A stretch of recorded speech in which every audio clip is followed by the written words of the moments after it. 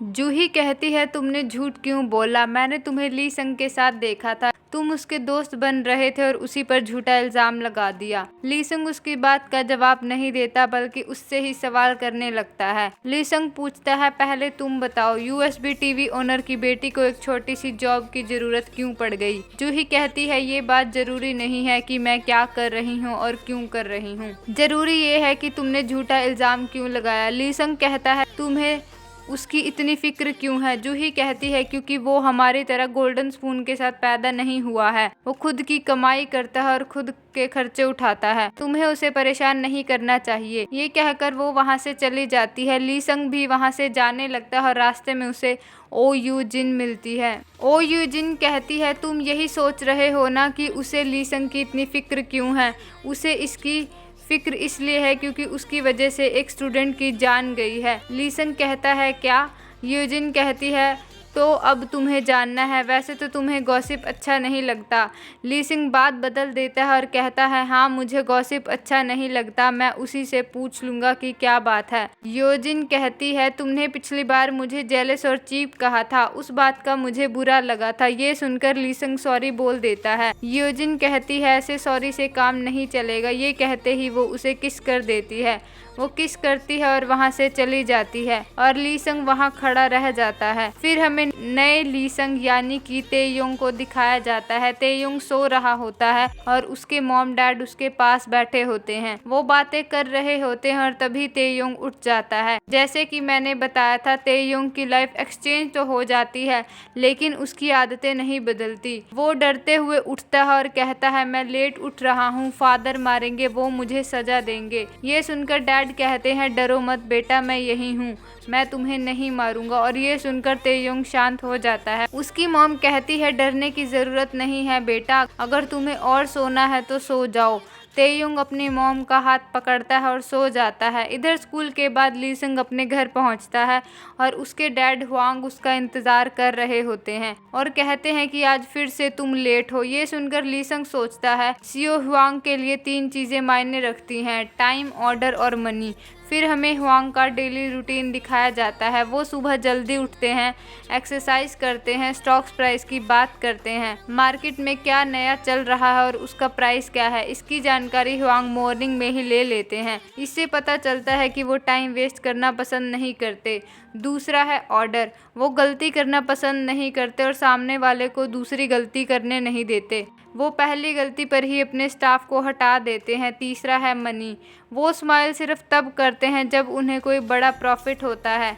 वो दिन रात काम करते हैं ताकि ज़्यादा से ज़्यादा पैसा कमा सकें। खाना खाने के बाद ली संग शॉपिंग के लिए जाता है और बहुत खर्चा करता है। इधर सियो हुआंग का आदमी कहता है कि आजकल तेयोंग बहुत खर्चा कर रहा है। दूसरी तरफ हमें पता चलता है कि ली संग सिर्फ अपने लिए नहीं बल्कि अपनी असली फैमिली के लिए भी शॉपिंग करता है। इधर तेयोंग कॉमिक्स पढ़ रहा होता है। उसके डैड कहते हैं, तुम्हें तो मेरी कॉमिक्स बकवास लगती थी, अब वो खुशी खुशी पढ़ रहे हो। उसकी सिस्टर कहती है, मुझे लगता है इसकी चोट का असर इसके दिमाग पर भी हुआ है। ये सुनकर उसकी मॉम डांट लगाती है और चुपचाप खाना खाने के लिए कहती हैं। तेयोंग खाना देखकर कहता है, ये खाना इतना कम क्यों है?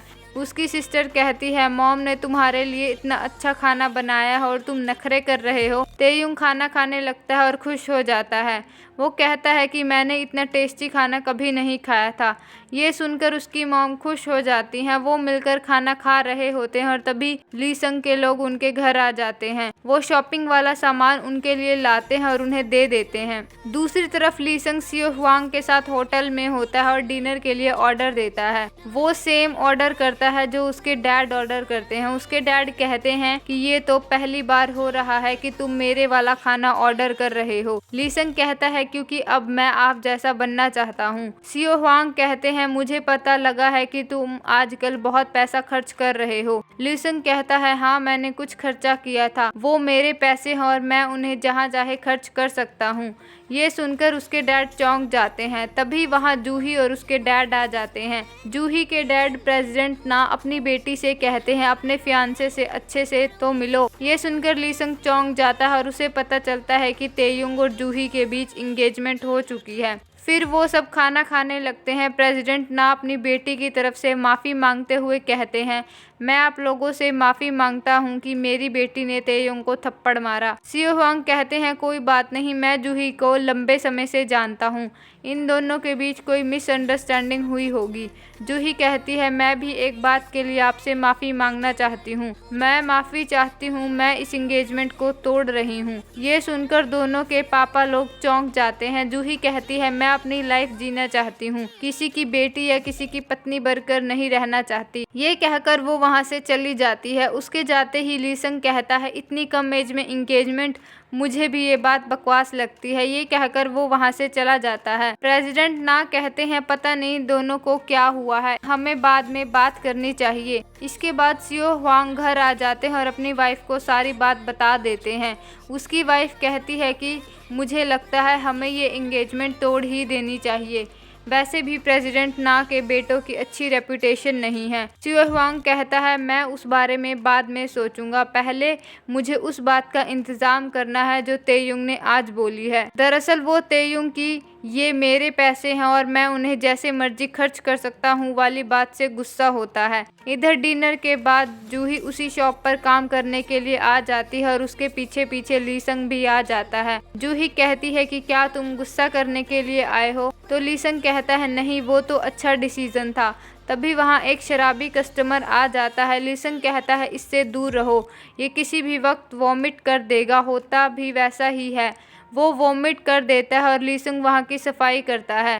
लीसंग की सफाई देखकर जूही सोच में पड़ जाती है। तभी लीसंग वहाँ से सामान उठाकर कहता है ये नई डेट वाला सामान पीछे और पुरानी डेट वाला आगे रखो। जूही हामी भरती है और फिर उनकी छुट्टी हो जाती है। वो पूछती है तुम्हें ये सब कैसे पता, क्या तुमने कभी शॉप पर काम किया है? लीसंग कहता है मेरा छोड़ो, अपना बताओ, तुम यहाँ काम क्यों कर रही हो? जूही कहती है क्योंकि मैं खुद के पैसे कमाना चाहती हूँ, मैं अपने पैरों पर खड़ी होना चाहती हूँ। वो दोनों थोड़ी देर बातें करते हैं और अपने अपने घर की तरफ चल देते हैं। जूही सोचते हुए जाती है कि तेयोंग बदला बदला सा लग रहा है। तभी उसके पास उसका भाई आता है। वो कहता है कि तुम ये एंगेजमेंट कैसे तोड़ सकती हो? तुम्हारी इस एंगेजमेंट से मेरा भी फायदा होना था, तुम मेरी सौतेली बहन हो, फिर भी हमने तुम्हें हमारी असली बहन की तरह माना है, तुम्हें भी अपनी ड्यूटी निभानी चाहिए। जूही मना करती है तो वो उसे थप्पड़ मारने लगता है। तभी वहाँ उसके डैड आ जाते हैं और अपने बेटे को डांट कर भगा देते हैं। वो जूही से कहते हैं तुम अपने इस फैसले के बारे में फिर से सोच लो, तुम्हें सोच समझकर फैसला लेना होगा। ये कहकर वो वहाँ से चले जाते हैं। इधर पार्क जंगून के डैड के पास स्कूल से शिकायत पहुंच जाती है कि उसके बेटे ने चीटिंग की है। वो डंडा उठाते हैं और पार्क को पीटने लगते हैं। वो कहते हैं तूने मेरी बेइज्जती कराई है। वो उसे बुरी तरह से पीटते हैं और उसकी मॉम उसे प्रोटेक्ट करने की कोशिश करती हैं। पीटने के बाद पार्क जंगून सोचता है कि ये सब लीसंग का किया धरा है, उसे मजा चखाना ही होगा। इधर लीसंग घर पहुंचता है और उसे अपने रूम में अपनी सौतेली मॉम मिलती हैं। वो उसके रूम में चेकिंग कर रही होती हैं। लीसंग पूछता है आप क्या कर रही हो? मॉम कहती हैं कुछ नहीं बेटा, मैं तो तुम्हारे नोट सही से लगा रही थी। ये कहकर वो वहाँ से चली जाती हैं। वो दूसरे ड्रॉर्स को चेक करता है और उसे तेयुंग की असली मॉम की फ़ोटो मिलती हैं। उसे कुछ स्केच भी मिलते हैं जो जूही के होते हैं। लीसंग सोचता है कि तेयुंग जूही को लाइक करता है। वो उन फोटोज़ को वहीं रख देता है और सोचता है ये अजीब फैमिली है, डराने वाला डैड, चीज़ों पर नज़र रखने वाली मॉम, इस घर के लोग अजीब हैं। वो अपनी मॉम को याद करता है और फिर सो जाता है। इधर अगली सुबह लीसंग की असली फैमिली के बीच लड़ाई हो रही होती है। उसकी मॉम उस सामान को वापस भेजने के लिए कहती हैं जो तेयोंग ने भिजवाया होता है और उसकी सिस्टर सामान रखने के लिए कहती हैं। सिस्टर कहती है ये सारा सामान वापस कर दो, लेकिन मुझे ये बैग रखने दो, मुझे ये बहुत पसंद है। तेयोंग कहता है ये सामान वापस जाना ही चाहिए, उसने मेरे लिए कुछ भी नहीं भेजा है। सिस्टर अपने डैड से कहती है प्लीज़ आप मॉम से कहिए कि मैं ये बैग रख सकती हूँ। डैड कहते हैं तुम इसे वापस कर दो, मैं तुम्हारे लिए नया लेकर आऊँगा। वो गुस्से में बैग रख देती है और चली जाती है। फिर तेयुंग स्कूल जाने लगता है और उसके डैड अपनी सेविंग्स में से कुछ पैसे निकालते हैं और तेयुंग को दे देते हैं। जैसा कि हमें पता है कि तेयुंग को कुछ याद तो नहीं है, लेकिन फिर भी उसकी आदतें तेयुंग वाली हैं। वो कहता है थैंक यू फादर। डैड कहते हैं तुम मुझे फादर क्यों कह रहे हो, मुझे डैड बोलो। तेयुंग कहता है पता नहीं मेरे मुंह से फादर क्यों निकला। वो कहता है लेकिन मैं इन पैसों का क्या करूँगा। डैड कहते हैं कुछ खा पी लेना। तेयोंग फिर से थैंक यू करता है और चला जाता है। फिर हमें उसकी मॉम को दिखाया जाता है जो ली संग से मिलने जाती हैं। ली संग आता है और कुछ कैश देते हुए कहता है कि इन सब से आपका कर्ज उतर जाएगा। मॉम कहती हैं कि तुम्हें कैसे पता कि हमारे ऊपर कर्ज चढ़ा हुआ है। ली संग कहता है मैंने बस अंदाज़ा लगाया। मॉम कहती है कि मैं इन पैसों को नहीं ले सकती। वो उसे सारा सामान वापस करते हुए कहती हैं कि हम इस सामान को भी नहीं ले सकते। तुम ये इसलिए कर रहे हो ना क्योंकि ली संग इनोसेंट है और तुमने उसे फंसाया था, लेकिन तुम हमें ये सब देने की बजाय मेरे बेटे से दूर रहो और उसे उसकी लाइफ जीने दो। ली संग कहता है मैंने ये इसलिए नहीं किया। वो गुस्सा करते हुए कहता है और आपके ऊपर इतना लोन चढ़ा हुआ है, आपको ये पैसे ले लेने चाहिए। ये सुनकर ली संग की मॉम गुस्सा करती है और वहाँ से चली जाती हैं। फिर क्लास में पहुँचने के बाद तेयोंग ली संग को खरी खोटी सुनाता है। उसकी बातें सुनकर सारी क्लास चौंक जाती है। फिर तेयोंग को जूही मिलती है जो उसे बात करने के लिए ले जाती है। जूही कहती है तुम्हें डरने की ज़रूरत नहीं है, मैंने स्टोर ओनर से बात कर ली थी, वो तुम्हें नहीं निकालेंगे, मैंने उन्हें सारी बात बता दी थी। तेयोंग पूछता है कौन सा स्टोर। जूही कहती है कि जहां हम दोनों काम करते थे। तेयोंग याद करने की कोशिश करता है और उसकी मेमोरीज बनने लगती हैं जिसमें ली संग की जगह उसका फेस आने लगता है। वो कहता है हाँ मुझे याद आ गया, हम पहली बार उसी स्टोर में तो मिले थे। जूही उसका फेस पकड़ लेती है और पूछती है तुम्हारी तबीयत तो ठीक है ना। तेयोंग कहता है हाँ बस थोड़ा सा हेडेक होता है। जूही को इतना क्लोज देखकर तेयोंग पूछता है कि क्या हम डेट कर रहे हैं। जूही शर्माने लगती है और कहती है नहीं हम डेट नहीं कर रहे। तेयोंग कहता है शुक्र है, मुझे याद नहीं आ रहा था क्योंकि मैं कभी लड़की को प्रपोज नहीं करता और अगर हम रिलेशनशिप में नहीं हैं तो इसका मतलब मैंने तुम्हें प्रपोज भी नहीं किया। ये बातें सुनकर जूही मुस्कुराने लगती है। तभी पार्क जंगून अपनी गैंग के साथ आता है और तेयोंग को अपने साथ ले जाता है। वो उसे अपने घर ले जाता है जहाँ तेयोंग अपने पहले वाला एटीट्यूड दिखाता है और इधर उधर घूमता रहता है।